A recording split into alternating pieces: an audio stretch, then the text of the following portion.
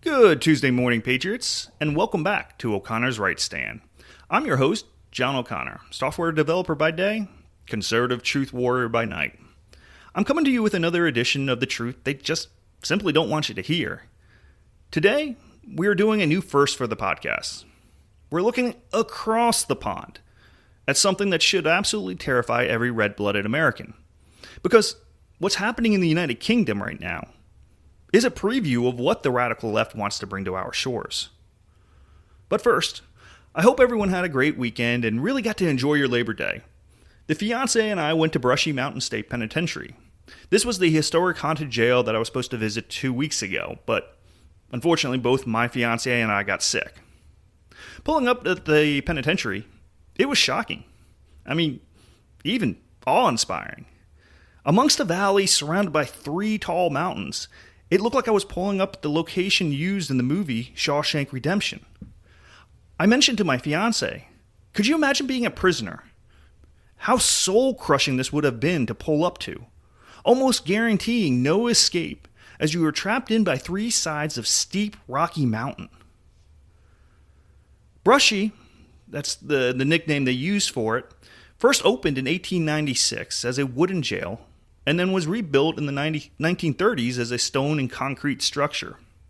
This jail housed the absolute worst of Tennessee's criminals. The most famous was James Earl Ray, who supposedly killed Martin Luther King. Now I say supposedly, as there was some speculation in the late 90s and early 2000s that another individual named Jowers actually did it. If you don't know the complete history, look up some information on it. Who knows? I may do an entire episode on this, as I honestly find it quite interesting. There were also some horrific murders. Most notably to me was the man who bled out after having a meat cleaver sliced through his spine in the cafeteria that you actually get to walk through. Or there was the beheading of a hostage held in a cave nearby, where the prisoners were forced to work in digging out coal 12 hours a day, towards the beginning of the prison's existence. Anyways, I was in a camera-happy mode and took about 100 photos. There are some exciting pictures, and I took a picture of every infographic on the grounds. So if this interests you, just go to my X account at O'Connor Stand and look for my post from Sunday. All the photos are there. Now, let's jump into today's topic. Picture this. Citizens in England are being treated like criminals for flying their own country's flag. Local government officials are racing through streets with ladders cutting down Union Jacks and St. George crosses like they're removing hazmat. Meanwhile, these same officials allowed Palestinian flags to fly for nearly a year without so much as a raised eyebrow. This isn't just bureaucratic incompetence. This is ideological warfare against the very concept of national identity. If they can do this in Britain, what do you think they're planning for America?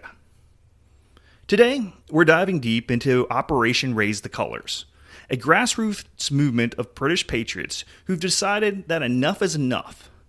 We'll explore how flying your own flag became an act of rebellion, why left-wing councils are so terrified of national symbols, and what this tells us about the globalist assault on Western civilization. Ready to see how quickly a nation can be turned against itself? The Right Stand starts now.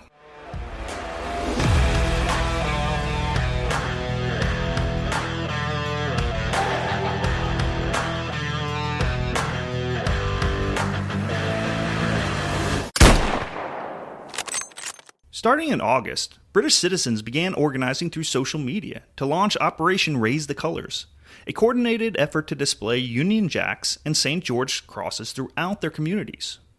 What started in Birmingham quickly spread to Manchester, Newcastle, Norwich, Bradford, London, and dozens of other cities across England.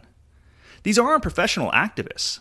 These are ordinary working-class Brits who decided they were tired of seeing every flag except their own flying in their neighborhoods. The movement involved tying flags to lampposts, painting St. George crosses on roundabouts, and displaying banners from bridges and public spaces. The organizers raised over £20,000 through crowdfunding to buy flags, poles, and cable ties. Groups like the Waioli Warriors in Birmingham describe themselves as a group of proud English men, with over 2,000 members intent on showing that their country is not lost. But here's where it gets infuriating.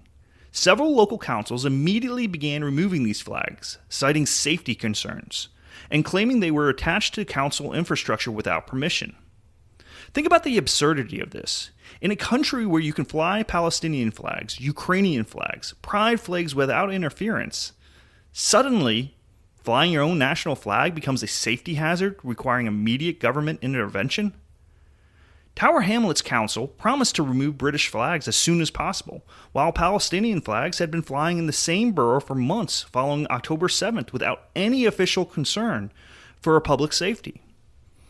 This is what manufactured outrage looks like when it's turned against the patriotism itself. Let me paint you a picture of just how blatant this double standard has become. Because the hypocrisy is so stark, it would be comical if it weren't so dangerous. In Birmingham, the Labour-run council declared that Union flags pose safety risks and ordered their immediate removal, while simultaneously lighting up the city library in the colors of Pakistan and India to celebrate their independence days. The same council that couldn't find time to remove Palestinian flags that had begun flying since October of 2023. A leaked email revealed that Birmingham County Council officials were too scared to take down Palestinian flags without police protection, but apparently had no such concerns about confronting British citizens displaying their own flags.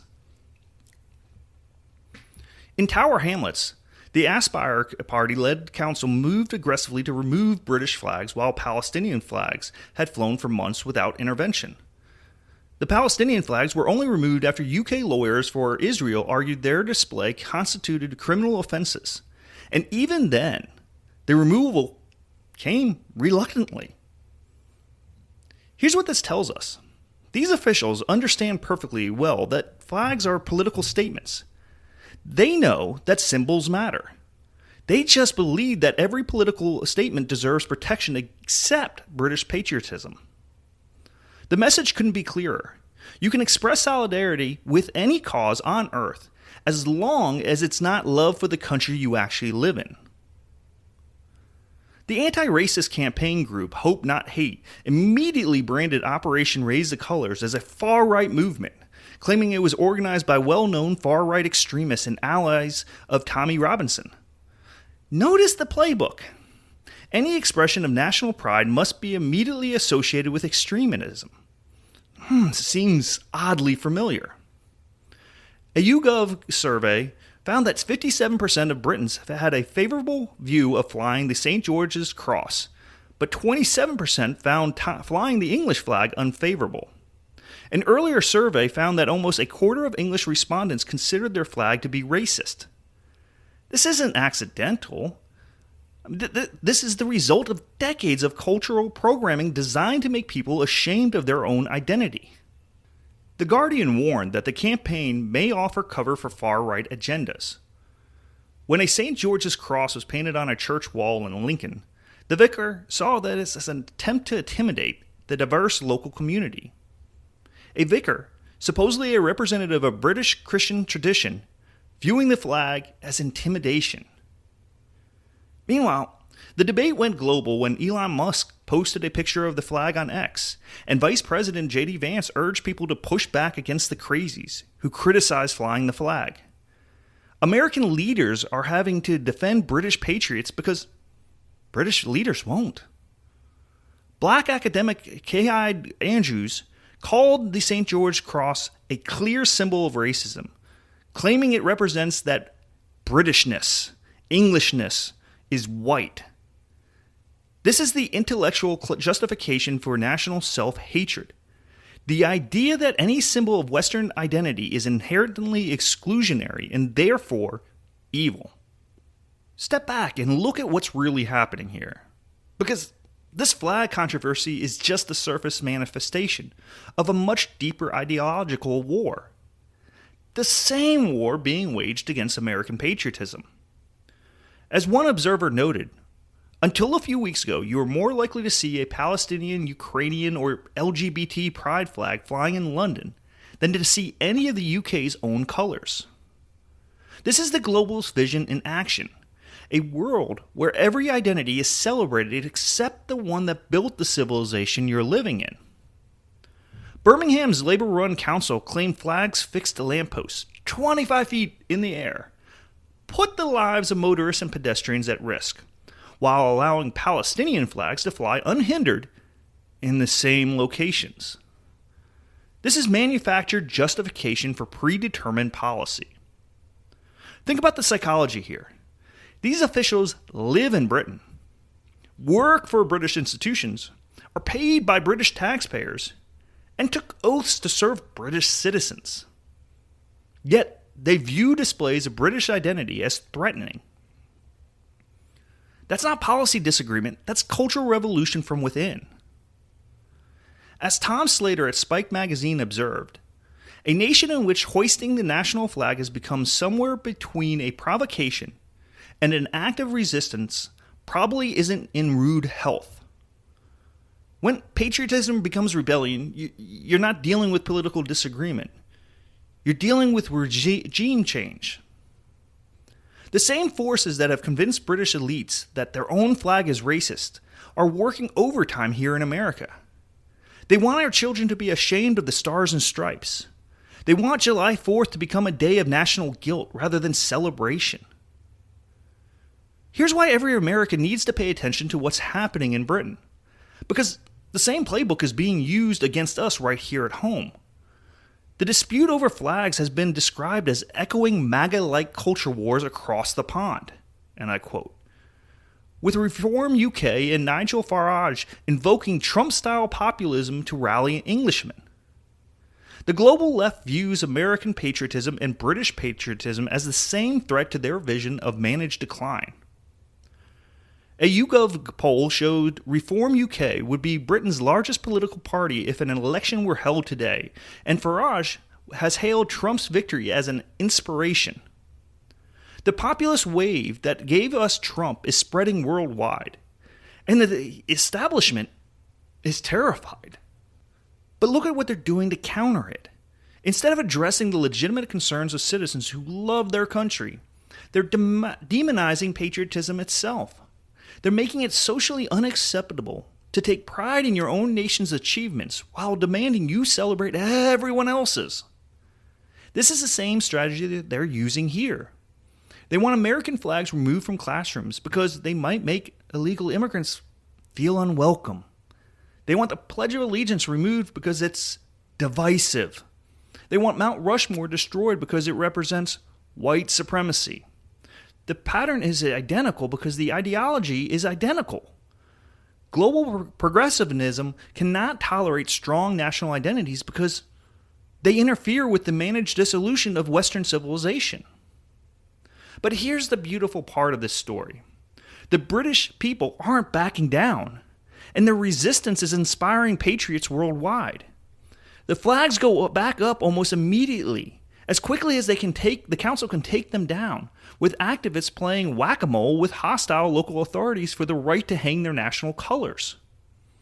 The movement has spread beyond England to Scotland, Wales, and even Ireland, with citizens across the British Isles refusing to be ashamed of their heritage.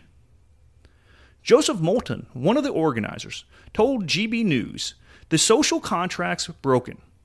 People want a cause, while dealing with completely out-of-touch councils." He encourages people to use flagging as a gateway to actually build communities.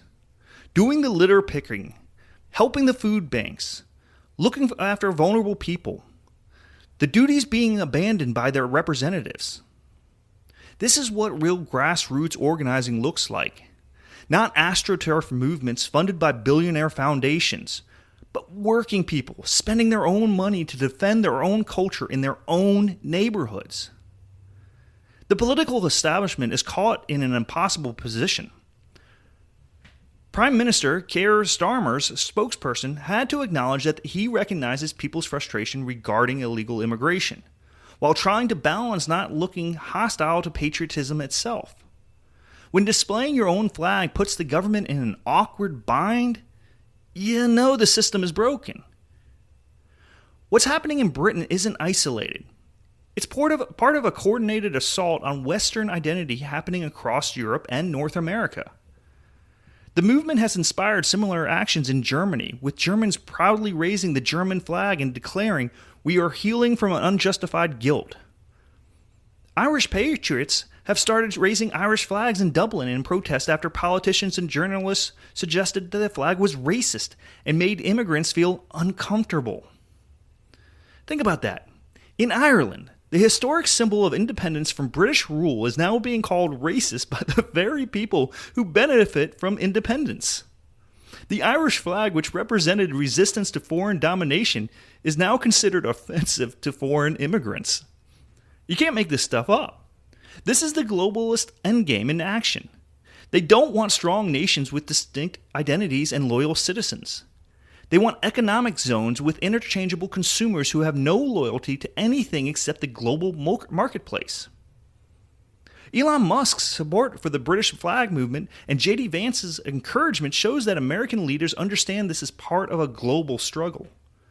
The Trump administration recognizes that American nationalism and British nationalism are fighting the same enemy. Every American who loves this country needs to understand what's happening in Britain because it's a preview of what the global left has planned for us. First, they normalize the idea that patriotism is extremism. They make displaying your own flag controversial while celebrating every other flag. They teach your children that the American history is a story of oppression rather than liberation. Second, they capture institutions and use them to enforce cultural revolution. Local governments, school boards, corporate HR departments, they turn the machinery of civil society against the people it's supposed to serve. Third, they manufacture crises to justify their policies, then attack anyone who objects as extremism. Mass immigration creates social tension, then they blame the tension on racism rather than immigration policy. But here's what the British patriots are showing us. Resistance works. When ordinary people organize and refuse to accept cultural surrender, the establishment panics. We need to fly our flag proudly and often. We need to teach our children American history without apology. We need to demand that American institutions serve American interests. And we need to reject the guilt-mongering that says that loving America makes you a bigot. Step back and see this British flag controversy for what it really is. A test of whether free people will accept being ruled by those who hate them. It should never be controversial to fly your own country's flag, and taking pride in where you come from should not be a privilege, afforded only to those from certain approved non-Western cultures. But we're witnessing exactly that.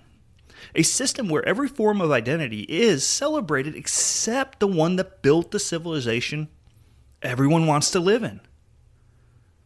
Palestinian flags fly for months without intervention, but British flags must be removed immediately for safety reasons. The establishment's panic reveals their weakness. If they were confident in their vision for Britain, they wouldn't be terrified of British symbols. If they were proud of what they built, they'd welcome comparison with what came before. This is patriotism, a devotion to something that is always changing and yet is felt to be mystically the same. It is a bridge between the future and the past.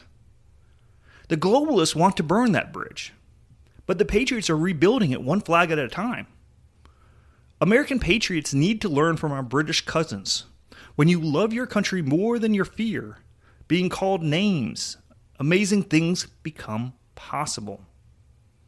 The British flag controversy isn't really about flags. It's about whether nations have the right to exist as distinct entities with their own cultures, histories, and loyalties. Operation Raise the Colors has shown that patriotism is sweeping Britain at an unprecedented rate, and the panic of the establishment proves they know their time is running out. You can't rule people who refuse to be ashamed of who they are. Here in America, we can defend our symbols before they're banned, protect our institutions before they're captured, and teach our children to love America before they're taught to hate it. The British patriots hanging flags on lampposts are fighting the same fight as American parents challenging woke school boards. We are all part of the same movement. Free people defending free civilization. Well, that's a wrap for this episode of O'Connor's Right Stand. If this helped you understand what's really at stake in the global fight for Western civilization, share it with someone who needs to hear the truth. Add me on X and like or subscribe to the podcast on your preferred platform. It really does help me out. And remember, when flying your own flag becomes an act of rebellion, it's time for more rebellion, not fewer flags. The British are showing us the way forward. I'm reminding you that patriotism is not extremism. Surrender is. Keep flying those colors. Keep holding the line. Until next time, Patriots, this is John O'Connor, signing off.